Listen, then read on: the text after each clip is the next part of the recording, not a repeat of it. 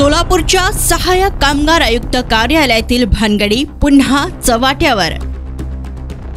कामगारांच्या मध्यान्ह भोजन वाटपात होतोय भ्रष्टाचार।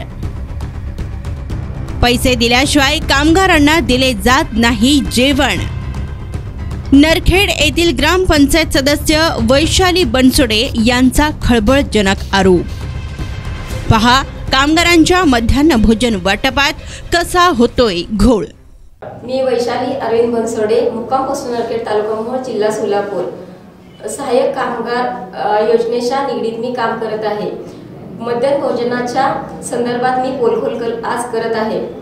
ज्या कामगारांना नरखेड गावातील 100 कामगार असे आहेत की त्यांना पैसे घेतल्याशिवाय जेवण दिले नाही आणि ज्या कामगारांना पैसे दिले आहे अशा कामगारांना जेवण दिले आहे आणि एक्स्ट्रा 50 रुपये भांडे घासण्यासाठी म्हणून त्यांच्याकडे घेतलेले आहेत असे माझ्याकडे पुरावे पण आहेत। अशा प्रकारे बांधकाम कामगार कार्यालयामध्ये भ्रष्टाचार होतो आणि आम्ही कार्यालयामध्ये विचारण्यास गेल्यानंतर आम्हाला अपमानास्पद वागणूक दिली जाते, अपमान केला जातो, आमचे कागदपत्र फेकले जातात, आम्हाला योग्य माहिती दिली जात नाही।